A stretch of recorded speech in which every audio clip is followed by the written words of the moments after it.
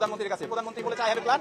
আমরা তার শুভকামনা করি। তার প্ল্যান মতো এই বৈষম্য দূর করতে হবে, যে বৈষম্যের কারণে আমাদের 80 জনকে হোটেলে থাকতে হলো ভিসা দিয়ে, এবং আমাদেরকে এই এয়ারপোর্টের নিচে রাখা হলো আমাদের বাংলাদেশি পাসপোর্ট বলে। তা আমাদের বাংলাদেশি পাসপোর্টের কি কোনো দাম নেই?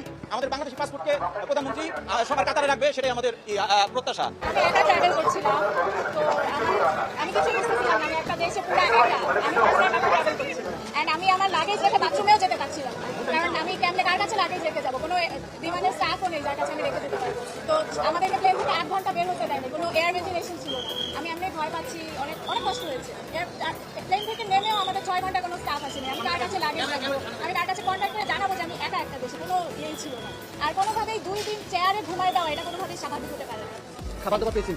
খাবার পেয়েছি, কিন্তু খুবই একটা লাঞ্চ এবং একটা ডিনার পেয়েছি, এবং এক স্লাইস পিৎজা এন্ড খুবই ড্রাই একটা পিৎজা ছিল, কোনোভাবেই ওটাতে সম্ভব না ছিল।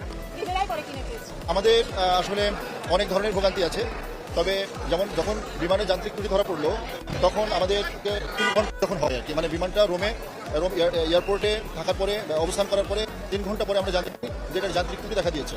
তখন আমরা বললাম যে আমাদেরকে বাইরে রাখা হোক, বাইরে রেখে আপনারা যান্ত্রিক ত্রুটিকে ঠিক করেন। কিন্তু দেখা গেল যে এরপরে আরও 4, 5, 6, 7 ঘন্টা মতো, আমরা প্রায় 8 ঘন্টা মতো বিমানের মধ্যে ছিলাম।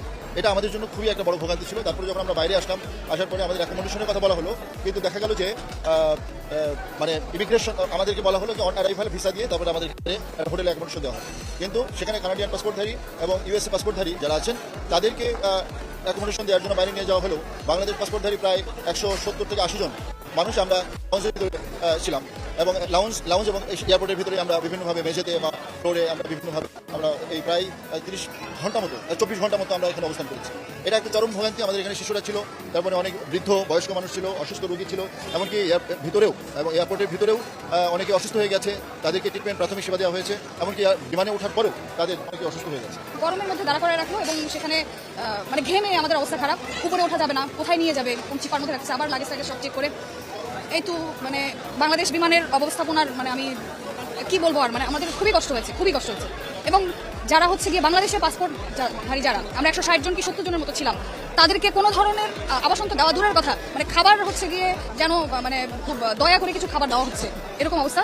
পরে ওই দিনই যেদিন আমরা রুমে নামলাম, ওই দিন রাতের বেলা আমাদের হচ্ছে একটা লাউঞ্জ বন্ধ হয়ে যাওয়ার পরে আমাদের জন্য এক্সট্রা খুলে দেওয়া হলো। সেখানে লাউঞ্জে কোনো মতে রাতে আমরা চেয়ারে অথবা নিচে শুয়ে কাটালাম। ঘুমাতে পারছি না, ধরেন 3 দিন ধরে ঘুমাতে পারছি না।